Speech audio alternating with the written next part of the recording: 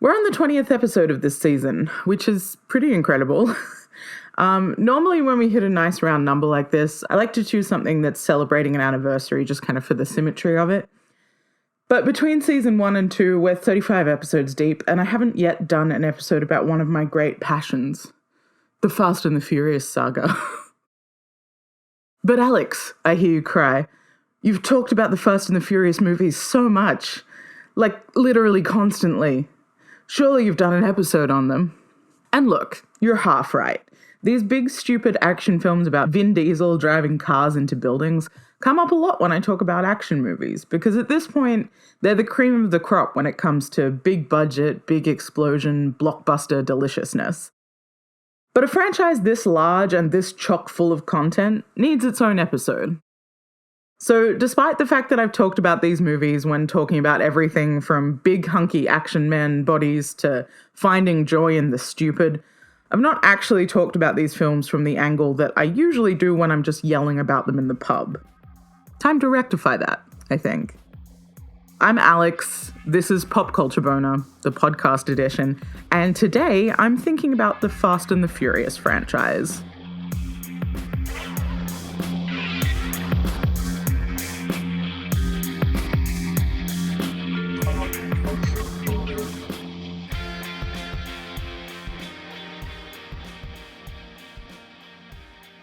Now, like I said in the beginning, there's about a million angles you can approach this franchise from. Contrary to the arguments that I often have with film nerds, not all incredible action movies have to be masterpieces of storytelling in order to be worthy of a good solid gaze under the microscope. And I've already picked at them in a couple of different ways. I've talked about the sexless Ken doll body of the American action hero and his big punchy biceps. A worthy topic, to be sure, particularly for a film franchise that has both Vin Diesel and The Rock in it. I've talked about the big macho boy punching contest that means none of them can lose a fight. I've talked about the way that they try to make hacking interesting by staying true to the ultimately very boring push-button, run code, wait nature of real-life hacking, but then putting the only person who knows how to do the push-the-button bit right in a car going 180 miles per hour while a helicopter shoots missiles at them. I've talked about the fact that I really love all of these things, because part of the joy of action cinema is letting the unacknowledged silliness form part of the experience. I've also, obviously, talked about how homoerotic it is to threaten a man by putting your faces very close together and whispering, "Yeah, and what are you gonna do about it?" The answer, of course, is always, make him, but never in the sexy way, unfortunately. A girl can still hold out hope. But while each of these aspects of the 9-film canon of the Fast and Furious is very near and dear to my heart, none of them is so important to me as the character of Han.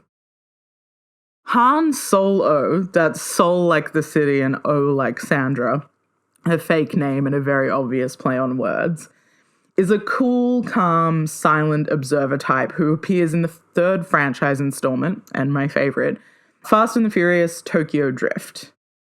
Now look, I realize that being like the true pop cultural boner that I have for this movie is actually about one character just sounds a little bit like, maybe read some fan fiction, double click your mouse and get over it. But hear me out. Han is the most interesting bit of this franchise for a few reasons. First of all, he's sexy. I don't mean he's hot, although that is true. Congratulations to the ageless beauty that is actor Sung Kang. I mean sexy, like confident lone cowboy, doesn't have to order at the bar because they know him there, sits in the corner and lets women come to him kind of sexy.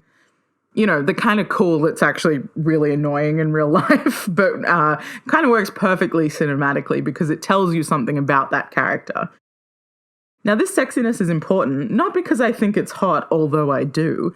It's important because this is a cool Asian American character written by a cool Asian American director in a huge American franchise movie.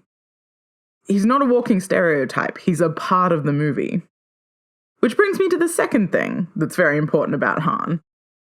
A lot of established rules for this franchise, including how it treats life, death, resurrection, and time, are purely down to the existence of Han and the decision to mess with the timeline to keep him present in the franchise. Which really doubles down on the sexy, in my opinion, because there's nothing hotter to me than fucking with the concept of death until it becomes unintelligible. Hell yeah, baby. Talk non-linear storytelling to me. Anyway, with that in mind, I thought we could spend the Fast and the Furious episode of this podcast not talking about the intricate car-based rituals men use to touch the skin of other men in these films, but instead looking at franchise logic, cash grabs, Asian American representation, and the meaning of cool. Bet you didn't see that coming. Consistent but never predictable. Let's get into it, shall we? Okay, let me take you back to the year 2006. I am 16 years old. I cannot drive and I will not learn to do so for another decade. My favourite films are Gore Verbinski's Pirates of the Caribbean, Jim Jarmusch's Coffee and Cigarettes, and John Waters' Crybaby. Needless to say, I did not care about The Fast and the Furious when it came out in 2002, and I cared even less about its sequel, Too Fast, Too Furious, which came out in 2003. Despite Dolly magazine telling me that Paul Walker was very hot, I was way too deep in my Johnny Depp phase at that point. But in 2005, because I was studying Japanese and I grew up in a town that was the site of a Japanese POW camp in World War II, I got to go on a class exchange to Tokyo, where as a group of small town kids, we were given a surprising amount of freedom to just kind of be in the world. We didn't even do anything naughty. We just ate pizza late at night and went to bathhouses because we were from a place where everything shut at 5 p.m. Anyway, Tokyo made a huge impact on all of us, which I think is maybe why we went and saw The Fast and the Furious Tokyo Drift at our single-screen cinema when it came out the next year.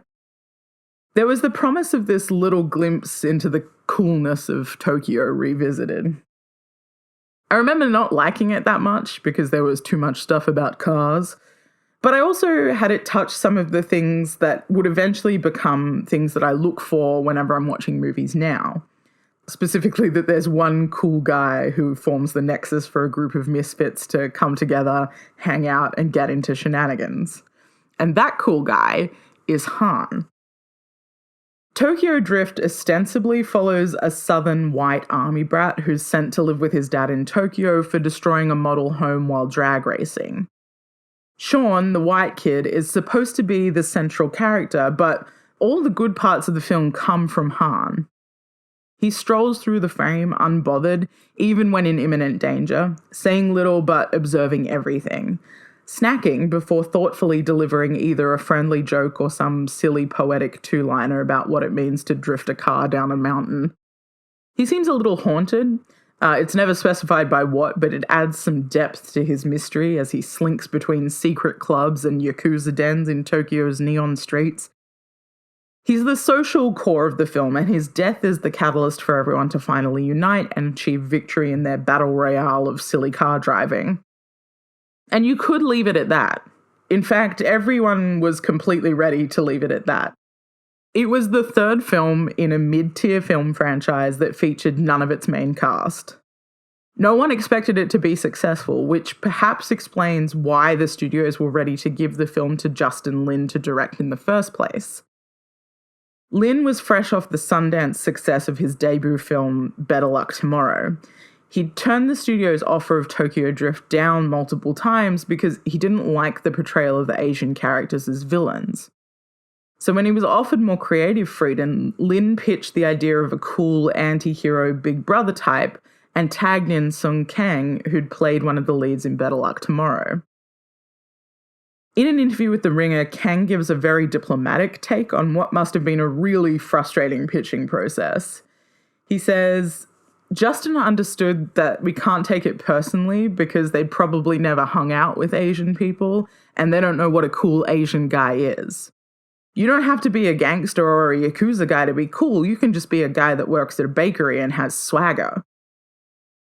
The character and the film as a whole worked enough that The Fast and the Furious Tokyo Drift was a box office success.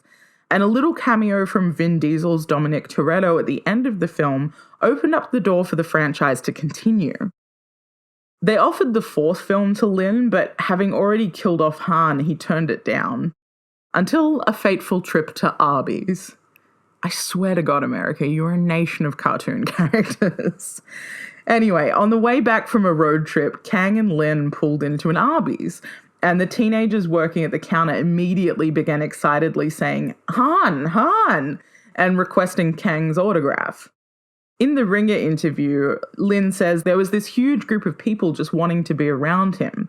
I was sitting there looking at the scene like, wow, there really is a connection to this character and that I never knew. Pre-social media, Lin hadn't realized that he'd created someone that the kids were engaging with.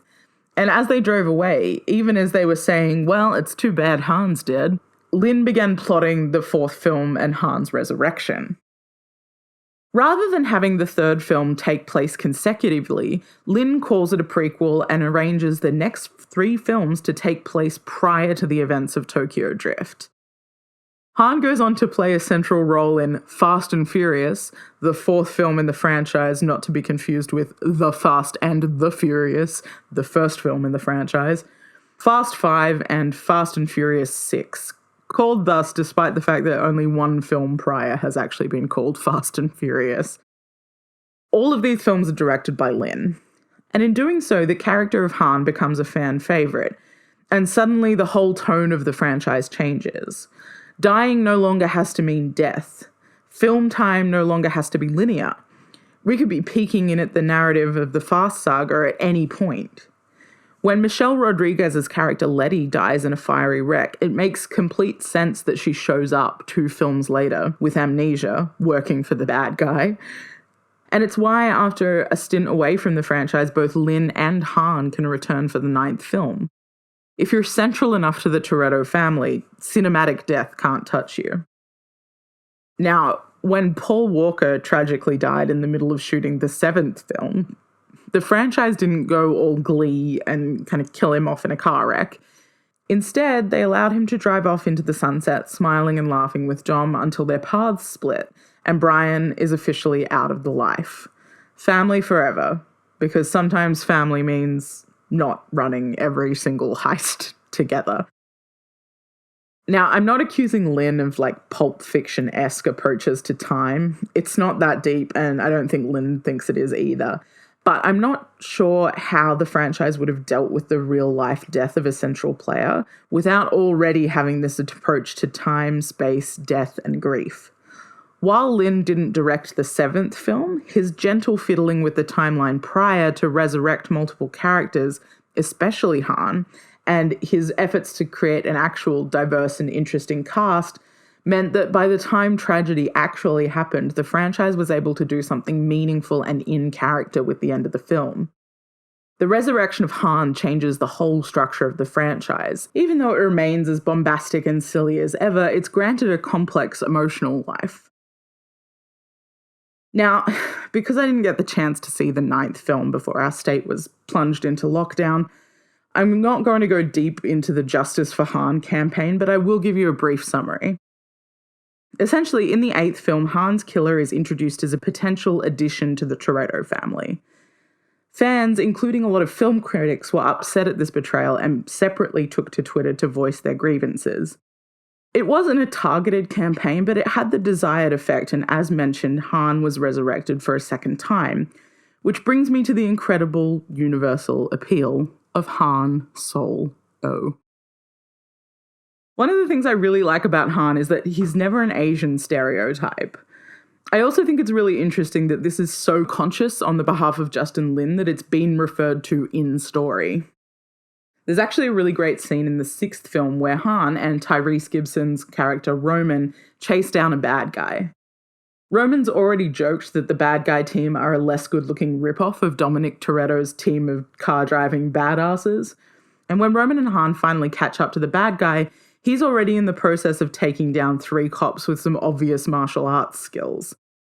When Roman and Han try to take him with big, swinging street brawl punches, they're swiftly eliminated with all the grace of a guy who's probably won some tournaments prior to his life of crime.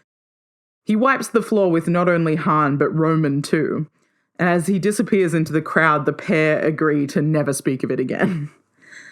Both Roman, a black man, and Han are allowed in on a joke that's usually reserved for white characters, and Han escapes the fate that's often assigned to Asian main characters where, regardless of his background, they manage to pull some sort of kung fu, karate, jujitsu combo out their ass.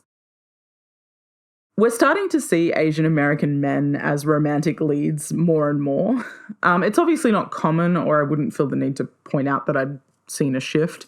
But I can think of a couple of instances recently of Asian leading men being portrayed as desirable and hot, which is a significant departure from previous portrayals as completely sexless. I think action cinema presents a different kind of problem for Asian American actors, which is that American audiences who have grown up on the kung fu boom of the 1970s are used to seeing a specific type of Asian character in an action setting. Something like a Bruce Lee with really precise and controlled movements, the grace of a long-studied practice, and the cool of a guy who could probably send you flying into a wall with a well-placed kick if you wanted to. Obviously, this skill set exists, but it belongs to a really specific type of actor, your Jackie Chans or Donnie Yens of the world. They're martial artists first and actors second, particularly in Yen's case. What Justin Lin has achieved with the creation of Han is a kind of outlaw character that's only recently become accessible to any actors of colour, let alone Asian American actors.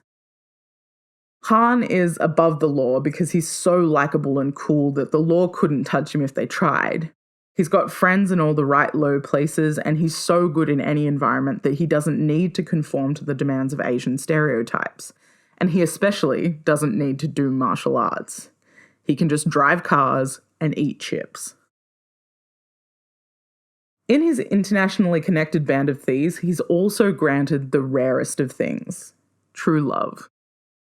He finds his criminal wife in Giselle, played by Gal Gadot, and they have my favourite type of understated criminal romance. After careful observation of each other, he decides that she could kill him and he's into that. And she decides that she's into the fact that he's into that, and they both decide that they would die for each other. Bada bing, bada boom, sexual tension, romance. That's the formula, baby. While this shouldn't be something that's radical, Den of Geek points out that much was made of Jackie Chan's interracial kiss in The Spy Next Door, which came out in 2010. Chan claimed it was his first on-screen kiss, and he'd had over 100 films under his belt at that point. Han and Giselle got together on screen in 2009, and their romance continues until Giselle sacrifices herself to save him in the 6th film. It's the kind of perfect, stupid action romance that is, again, normally reserved for white guys, but which so perfectly fits for Lin's vision of cool, sexy Asian guy. Look, I know representation isn't the be-all and end-all of politics. I'm aware. But there's something about an Asian American director rewriting the rules of a whole franchise to make his Asian American colleague a cool, sexy outlaw guy that just really tickles me. I think it's because it actually made the franchise better. The existence of Han significantly improves the Fast saga, and that's a wonderful example of beating studios at their own game.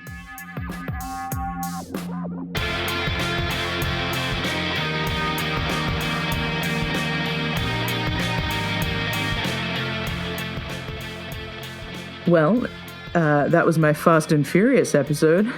I just wanted to say one final thing. Dominic Toretto's conception of family is inherently queer, and if I ever return to this subject, that's the episode I'm going to write. I hope all of my queer friends are looking forward to me mumbling, "You don't turn your back on family," at any given moment for the rest of their lives. If you would like to be part of my family, talk to me about it next time you see me at the pub. Peace.